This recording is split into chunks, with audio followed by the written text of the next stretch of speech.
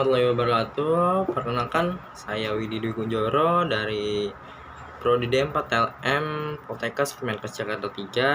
Di sini saya membuat video ini untuk memenuhi tugas perkuliahan saya di mata kuliah Kewarganegaraan yang diampu oleh dosen Ibu Rika Kartika. Oke, topik hari ini adalah tentang pertahanan dan ketahanan nasional. Banyak macam hal yang dapat mengganggu pertahanan serta ketahanan nasional bangsa kita, yaitu bangsa Indonesia. Seperti yang kita tahu, bangsa Indonesia itu bangsa yang luas, merupakan negara kepulauan yang cukup luas, yang di dalamnya terdapat berbagai macam suku, bangsa, ras, agama, etnik, dan segala macam, yang tentunya itu berbeda-beda. Namun perbedaan itu bukanlah halangan bagi kita untuk menyatukan serta memperkokoh kekuatan kita untuk mempertahankan kedaulatan dan keamanan negara kita. Selain dari itu, ada pula beberapa faktor eksternal yang mungkinnya akan mengganggu kestabilan pertahanan dan ketahanan negara kita. Seperti topik yang akan saya bahas kali ini tentang pengaruh radikalisme dan pergerakan Taliban di kancah internasional terhadap ketahanan dan pertahanan bangsa Indonesia. Mungkin bisa disimak video dari saya. Kita ke next slide untuk tahu apa itu radikalisme. Oke. Yang bahasan pertama itu kita di sini akan membahas tentang paham radikalisme. Apa sih paham radikalisme itu? Mungkin banyak teman-teman sering dengar ataupun sering baca di berita-berita, di koran ataupun media online lainnya, medsos, tentang radikalisme, terorisme, terus ISIS, Taliban atau segala macam. Sini saya hanya akan membahas tentang radikalisme saja. Radikalisme itu singkatnya adalah paham ideologi yang mereka menjalankannya secara kekerasan. Mereka mencapai tujuan nasionalnya dengan cara kekerasan, menghalalkan apapun cara itu. Tidak peduli tentang hak asasi manusia, rasa keadilan, rasa kemanusiaan terhadap orang lain. Yang penting tujuannya itu tercapai dengan berbagai cara. Ya, yang paling sering adalah dengan cara kekerasan itu sendiri. Mungkin bisa kita lihat pengertian lain menurut sumber yang saya ambil, yaitu Wikipedia. Paham radikalisme menurut Wikipedia sendiri adalah suatu kumpulan organisasi ataupun gerakan politik yang dia bergerak secara cepat, drastis untuk mencapai tujuan nasional. Mungkin bisa dibaca sebelah sini.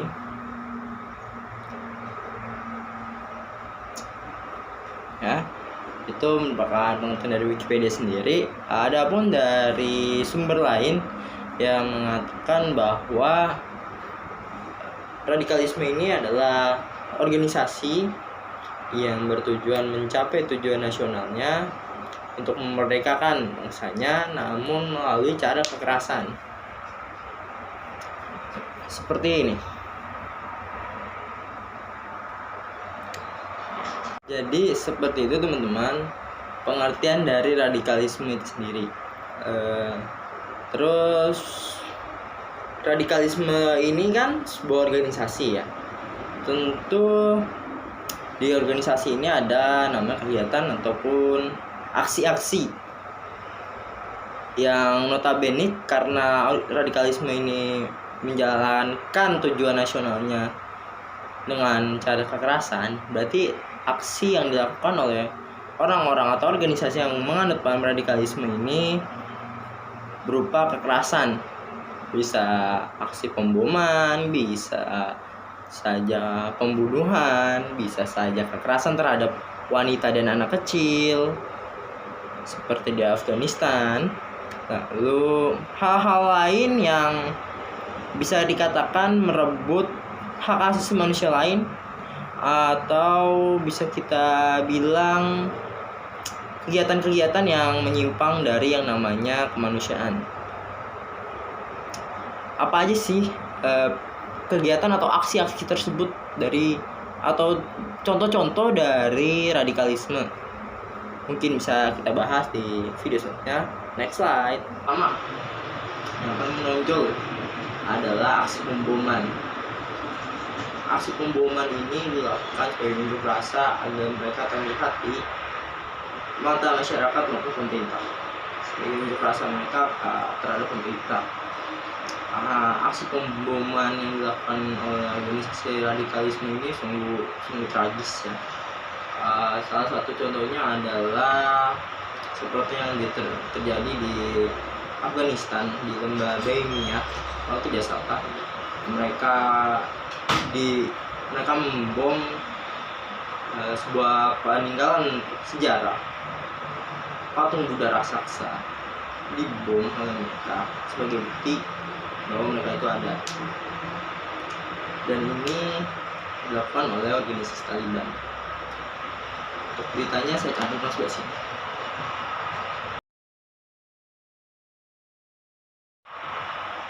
Oke, kembali ke faktor-faktor dari terjadinya paham radikalisme itu.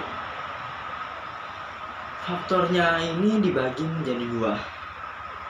Pertama ada faktor eksternal dan faktor internal.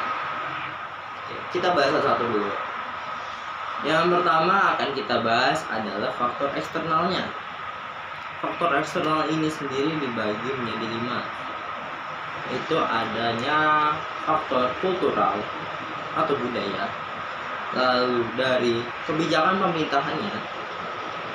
Yang ketiga, karena ada faktor sosial politik. Yang keempat, adanya ketegangan antar agama atau emosi antar agama.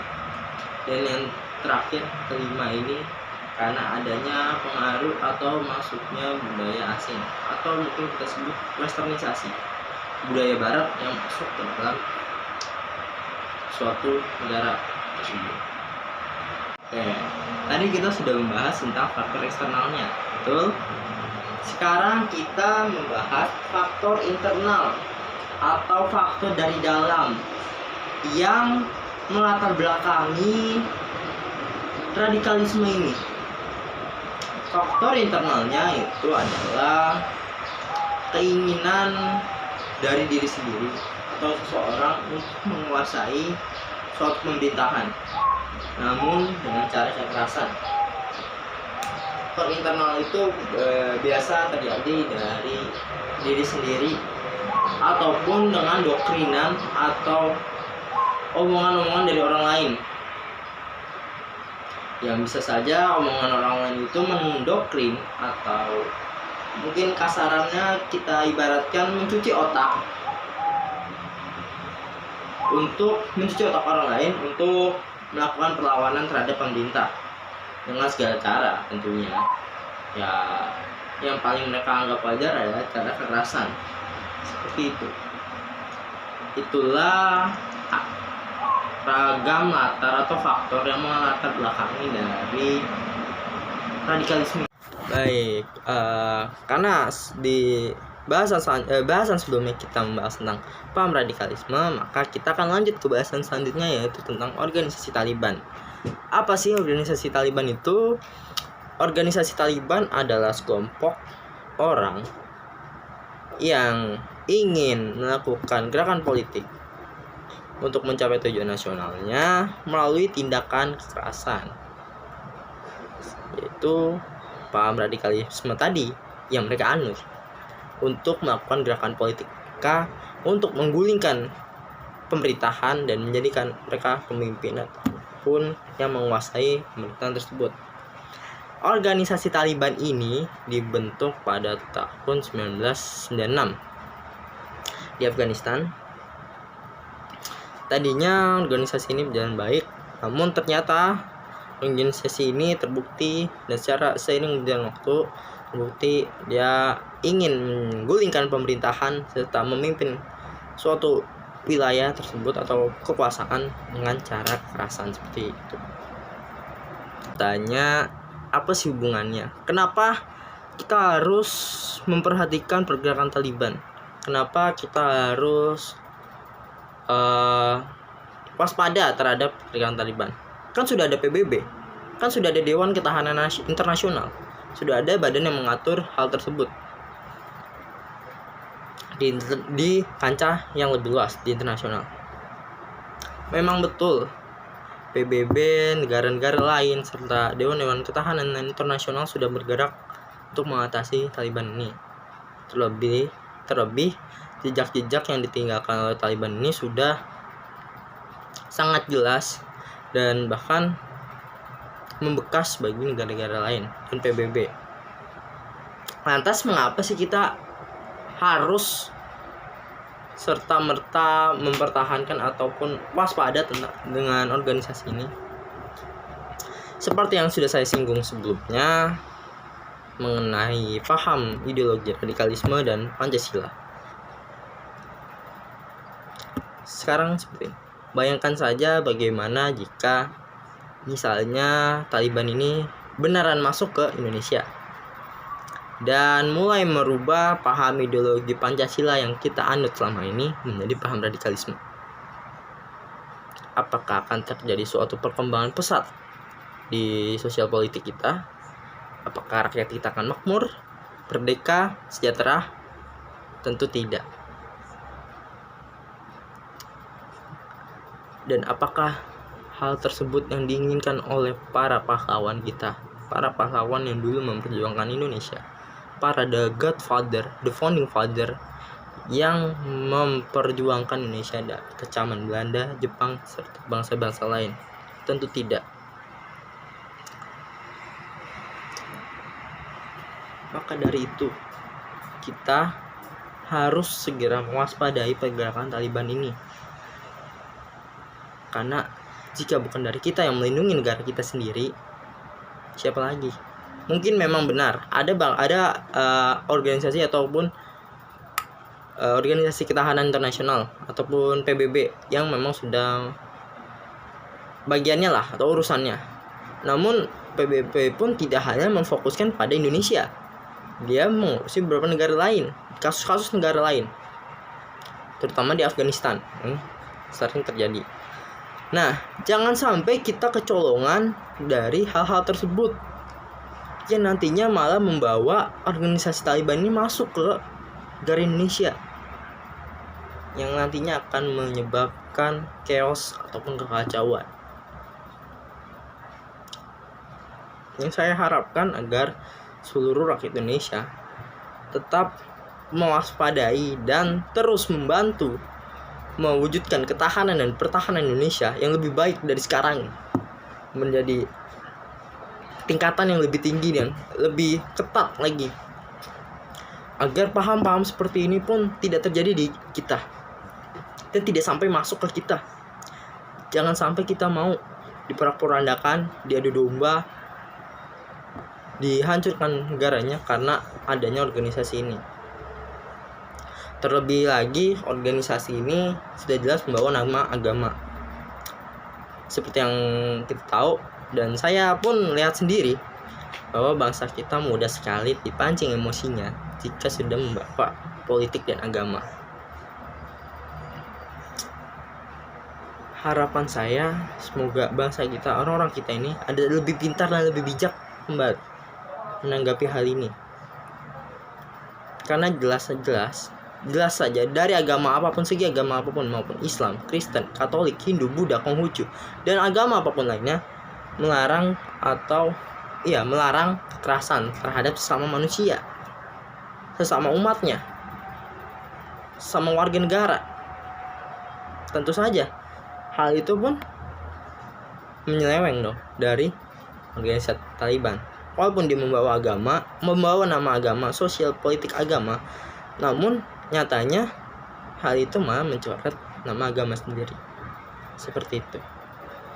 Mungkin hal-hal itu saja yang bisa saya sampaikan. Harapan saya ke depannya kita lebih waspada, lebih mewaspadai tentang pergerakan seperti ini, organisasi Taliban, terus aksi teror lainnya, dan paham-paham radikalisme, agar jangan sampai setitik pun, sekecil noda apapun tentang radikalisme itu sendiri masuk ke Indonesia. Jangan sampai, karena sekecil apapun paham itu masuk ke kita dan kita tidak bisa menanggapi atau mencermati serta membatasi, maka nantinya akan timbul Taliban yang lain, Taliban versi Indonesia mungkin.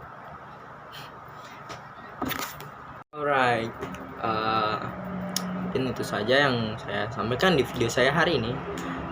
Besar harapan saya semoga video tadi, konten saya hari ini membuka mata kalian atau membantu membuka sedikit pikiran kalian tentang apa itu paham-paham radikalisme, paham-paham kekerasan, serta agar kita lebih mawas diri serta mengawasi serta cermat terhadap apa yang terjadi di lingkungan kita, isu-isu sosial politik yang terjadi di negara kita maupun di luar, agar kedepannya kita tidak terkena ataupun tidak sampai hal tersebut terjadi di negara kita. Memang itu saja yang bisa saya sampaikan. Mohon maaf apabila saya ada salah kata ataupun pencantuman judul serta tulisan ataupun hal lainnya terkait bahasan konten kali ini. Lalu semoga konten saya hari ini bermanfaat untuk kita semua dan bagi kalian semua. Lalu terakhir, jangan lupa like, komen, subscribe, dan pencet loncengnya untuk berlangganan konten saya ke depannya. Terima kasih semuanya. See you on the next video. Bye.